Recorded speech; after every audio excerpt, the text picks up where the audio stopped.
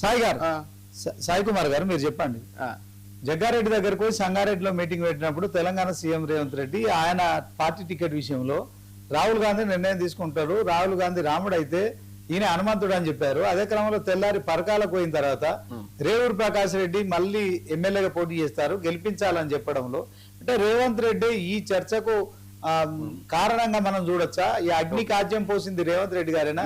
అదే అంశంలో ఆమె తల్లి బర్త్డే రోజు ఆమె చేసిన కామెంట్స్ విషయంలో సో రాజగోపాల్ రెడ్డి మాట్లాడుతుంటే ఇంత పెద్ద సంచలనం రాలేదు. చిన్నారెడ్డి గారు చేసిన సంచలన వ్యాఖ్యలు ఏవైతున్నాయో వాటిపైన వీళ్ళు ఎవరు మాట్లాడలేదు. మాట్లాడడం మీన్స్ ఏంటంటే ఈ స్థాయిలో మాట్లాడలేదు. 18 మంది 20 మంది ఎమ్మెల్యేలు ఎమ్మెల్సీలు అంతా కలిసి ఒక చెవిట చేరి ఒక పార్టీ కార్యకర్త కాని వ్యక్తిపై ఆమెను మీరు కొంత ఆమె స్థాయిని పెంచే కార్యక్రమం చేస్తున్నారా? సో పార్టీలో ఉండి పార్టీ ఎమ్మెల్యేలు ఎమ్మెల్సీలు ప్రెస్ మీట్ పెట్టడం ద్వారా సరే ఆమె మహిళా మంత్రి కుమార్తె, దాంట్లో కొండా సురేఖ కూతురే, దాన్ని కాదనడం లేదు.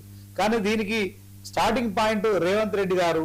సో ఆమె సుస్మిత కూడా చేసిన కామెంట్స్ ఏమంటుంది దాంట్లో ఖచ్చితంగా ఇది ఏఐసిసి వాళ్ళు నిర్ణయిస్తారు, రేవంత్ రెడ్డికి ముఖ్యమంత్రికి సంబంధం లేదని చేసిన కామెంట్స్ ఎట్లా చూస్తారో ఏం చెప్తారు? ఫస్ట్ సీనన్న గారికి చెప్తున్నా. బట్ సీనన్న టీఆర్ఎస్ పార్టీ నాయకులకు గతంలో 2007 సంవత్సరంలో మాజీ ఎంపీ రవీంద్ర నాయక్ టికెట్ ఇవ్వకపోతే మీ గేటు కాడ కేసీఆర్ ని మన్ను పోసి చెప్పించి పోయినప్పుడు అప్పుడు కూడా 6 మంది ఎమ్మెల్యేలు 3 ఎమ్మెల్సీలు వచ్చి మీటింగ్ పెట్టి తిట్టిన విషయం మర్చిపోకండి. ఎందుకంటే రాజకీయంలో కొన్ని వ్యవహారాలు ఉంటాయి. అది మీరు ఏదో పెద్ద రాజకీయంగా మీరు ఎవరు మాట్లాడుతున్నారు కాబట్టి శ్రీనివాసరావు గారు గతంలో మీ పార్టీ నాయకుడు మా తెలంగాణ గాంధీ అని చెప్పే రవీంద్ర నాయక్ గారు కూడా మీ పార్టీ ఆఫీస్ ముందు కేసీఆర్ ని దుమ్మెత్తి పోసిండు, మట్టి పోసి చెప్పించి పోయిండు. అది మర్చిపోకండి. రాజకీయంలో మామూలుగా ఉంటుంది. కానీ మా ఉద్దేశం ఏంటంటే రాజకీయంగా మాట్లాడే వ్యక్తి ఇప్పుడు మంత్రి గారు అమ్మాయి కాబట్టి మాట్లాడుతున్నాము. ఎందుకంటే ఏదో వ్యవహారంగా మాట్లాడేసి ముఖ్యమంత్రి గారి మాట్లాడుతున్నాం, అది తప్పని చెప్తున్నాం. ఏదో రాజకీయంగా కొత్త కాదు.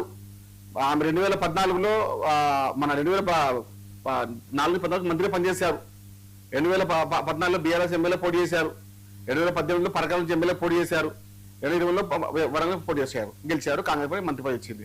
ఇంకొకటి జగ్గారెడ్డి గారి ఇష్యూ వేరా. జగ్గారెడ్డి గారు గతంలో పోటీ చేశారు, సంగారెడ్డి నుంచి ఓడిపోయి జరిగింది. ఆ తద్వారా నేను అక్కడ పోటీ చేయాలని అని అన్నప్పుడు రేవంత్ రెడ్డి గారు అక్కడ సంగారెడ్డి మీటింగ్కి వెళ్ళి మీరు పోటీ చేయాల్సిన విషయము పూర్తి వ్యవహారము అధిష్టానం చూసుకుంటుందని చెప్పారు. ఇక్కడ రేవంత్ ప్రకాష్ రెడ్డి గారు sitting MLA, Congress party MLA, sitting Congress party MLA కాబట్టి టికెట్ ఇస్తారు అని చెప్పి జరిగింది. అలా అదే మన వరంగల్ విషయం అని చెప్పిండా, వరంగల్ విషయం చెప్పిండా? కాదు. కానీ రాజకీయంలో సిట్టింగ్ ఎమ్మెల్యే కాబట్టి మీకు టికెట్ తప్పకుండా వస్తుంది, మీరు మళ్ళీ మీరు పోటీ చేస్తారు, మీరు ఆశించని చెప్పి జరిగింది.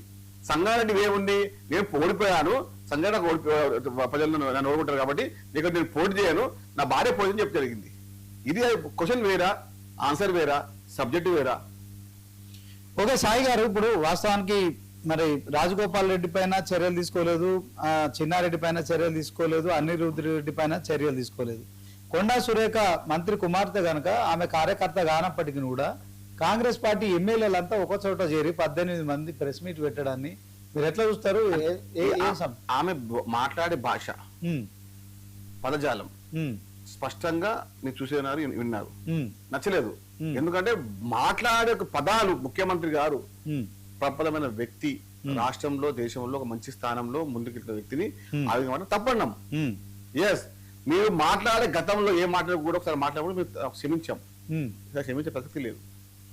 రాజకీయంగా ప్రతిపక్షాలు కింద ఉన్న అధికార పక్షమే రేవంత్ రెడ్డి గారి నాయకత్వం చూసి భయపడతా ఉంది. ఆ విషయాన్ని గ్రహించినప్పుడు మీరు ఇంటి వ్యక్తులు వచ్చి మాట్లాడినప్పుడు కాంగ్రెస్ పార్టీ ఎమ్మెల్సీ వచ్చి మాట్లాడ జరిగింది. కుటుంబ సభ్యులుగా కాబట్టి మీరు అదులో పెట్టుకోండి, క్షేమం చెప్పండి, లేకపోతే ఇవన్నీ చెప్పడం జరిగింది. చెప్పకుండా చేయకుండా సంబంధం ఏంటో చెప్పండి. ఒక మంత్రిగా ఉన్నారు, ఉమ్మడి రాష్ట్రంలో మంత్రిగా పనిచేశారు, కాంగ్రెస్ పార్టీలో ఒక మహిళా మంత్రిగా బీసీ మంత్రి ఉన్నారు, నా సంబంధం ఏంటో చెప్పండి. రాజకీయంగా ఒకే మాట, ప్రతి వ్యవస్థ ఏదైనా కానీ మీరు కానీ ఇప్పుడు మీరు సీఎం ఉన్నారు, సిఇఓ ఉన్నారు, డిఓ చీఫ్ గా ఉన్నారు, కింద అటెండర్ తప్పు చేస్తే నా సంబంధం చెప్పండి. మీరే కదా దానికి మొత్తం చీఫ్. కుటుంబ సభ్యులుగా ఇంట్లో ఉంటారు, వేరు కాపురం ఉంది, ఆమెకు సంబంధం లేదు, గత 10 సంవత్సరాలు దూరంగా ఉన్నారంటే మేము పట్టించుకోపోయేది. కాబట్టి స్పష్టంగా మీకు తెలుసు కాబట్టి మీరు మాట్లాడుతారు కాబట్టి చెప్తున్నాం మీకు. కాబట్టి సంగారెడ్డి ఇష్యూ వేరా, పరకాల ఇష్యూ వేరా, అదేవిధంగా మంత్రి కొండ సురేఖ గారి ఇష్యూ వేరా. ఓకే, బాధ్యతగా మంత్రివర్గంలో ఉన్నారు కాబట్టి బాధ్యతగా మీరు వివరణ ఇవ్వాల్సిందే. మీ కుటుంబం వేడుక కూడా మీ వేడుక కాబట్టి మీ జన్మదిన సందర్భంగా అంటే ఇప్పుడు సాయి కుమార్ గారు ఒకవైపు 22A అంశంలో తెలంగాణ రాష్ట్ర వ్యాప్తంగా హైదరాబాద్ తో పాటు 1 కోటి ఎకరాలు ఆ 22A నిషేధిత జాబితాలో చేర్చారని చెప్పి రాష్ట్ర వ్యాప్తంగా పేదలు అందరూ కూడా అపార్ట్మెంట్ ఓనర్లు కావచ్చు, ఆ భూములు వ్యవసాయ భూములు కావచ్చు గగ్గోలు పెడుతున్న పరిస్థితి. మీకు ప్రభుత్వానికి సంబంధించి రెవెన్యూ శాఖ మంత్రి ఈ అంశంలో అధికారులు తప్పు చేశారు, నన్ను క్షమించండి, నేను ఈ తప్పులన్నీ సరి చేస్తాను, ఐఎమ్ వెరీ సారీ అని చెప్తున్నారు. సో ఈ అంశం హాట్గా కొనసాగుతున్న నేపథ్యంలో కాంగ్రెస్ పార్టీలో అంటే 10 ఏళ్ల తర్వాత అధికారంలోకి వచ్చిన తర్వాత ఒక్కొక్కరుగా ఇలా నిరసన గలం విప్పడం వెనుక నిజంగానే కాంగ్రెస్ పార్టీలో అంటే కేసీఆర్ 10 ఏళ్ల పాలన మనం చూసాం, 14 ఏళ్ళు ఉద్యోగం చేసిన విషయంలో మనం చూసాం.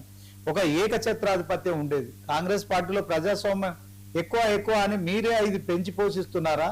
ఈ 22A అంశం లాంటి ప్రజల విషయాలు ఇందాక బచ్చు శ్రీనివాస్ గారు అన్నట్టు మీరు పాలన చేయండి, మీ 6 గ్యారెంటీలు నెరవేర్చండి, మీరు ఇవన్నీ చేయకుండా కొండా సుష్మిత పటేల్ను కొండా సురేఖను టార్గెట్ చేయడం ఎంతవరకు కరెక్ట్ అంటారు?